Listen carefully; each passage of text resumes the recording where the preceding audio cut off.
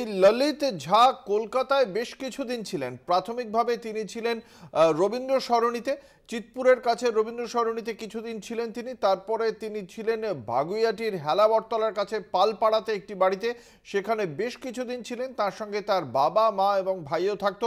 এবং প্রাথমিকভাবে আমরা জেনেছিলাম যে তার প্রতিবেশীরা কিন্তু ললিত ঝা সম্পর্কে কোনো খারাপ মন্তব্য করেননি। তারা বলেছেন যে ললিতের ব্যবহার ভালো ছিল, সকলের সঙ্গেই তিনি ভালো ব্যবহার করতেন। তার যে বাড়ির মালিকের সঙ্গে তার যে চুক্তি হয়েছিল, সেই চুক্তির কপি এই মুহূর্তে কলকাতা টিভির হাতে। সেই ছবি এই মুহূর্তে আপনারা দেখতে পাচ্ছেন কলকাতা টিভির পর্দায়। আমাদের সঙ্গে রয়েছেন আমাদের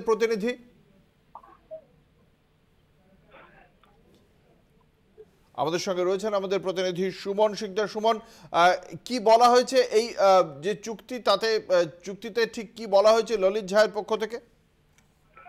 একদম, দেখো, যেমনটা তুমি বললে যে এই যে সংসদে স্মোক ক্যান কাণ্ডের যে অন্যতম মূল মাস্টারমাইন্ড যাকে ধরা হচ্ছে ললিত ঝা, এই ললিত ঝার কিন্তু এই যে বাগুইআটির যে বাড়ি, বাগুইআটির হেলাবরতলা পালপাড়ায় যে বাড়ি তিনি ভাড়া নিয়েছিলেন, মূলত 3 বছর আগে তিনি ভাড়া নিয়েছিলেন।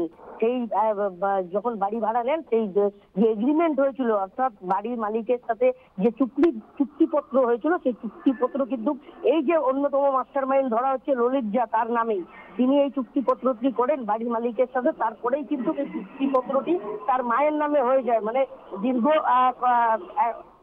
আবার 1 বছর পর কিন্তু এই চুক্তিপত্র বর্তমানে এখন তার মায়ের নামে। কিন্তু প্রথমে তিনি যখন এই চুক্তিপত্রটা বাড়ির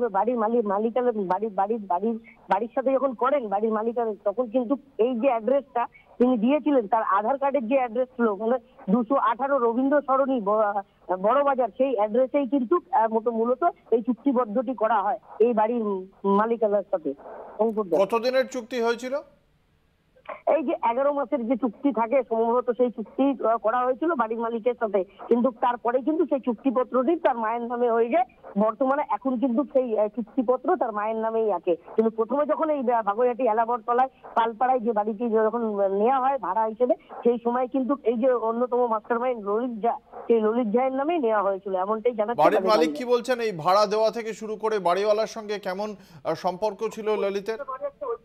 একদম, দেখো, এলাকার প্রত্যেকেই জানিয়েছে, বাড়ির মালিকানা থেকে শুরু করে প্রত্যেকেই এলাকাবাসী জানিয়েছে যে অন্তত খুব ভালো ছেলে যুবক হিসেবে পরিচিত। কিন্তু এই ললিত ঝা এলাকায় তেমন মিশতেন না, শিক্ষকতা করতেন, এমনটাই জানাচ্ছেন। তিনি কিন্তু শিক্ষকতা করতেন, কোথাও পড়াতে যেতেন। এমনি এলাকা কারোর সাথে সেরকম না মিশলেও মোটামুটি প্রতিবেশী বা এলাকাবাসী বা বাড়িওয়ালা প্রত্যেকেই কিন্তু এই ললিতকে ভালো ছেলে হিসেবে বলছেন।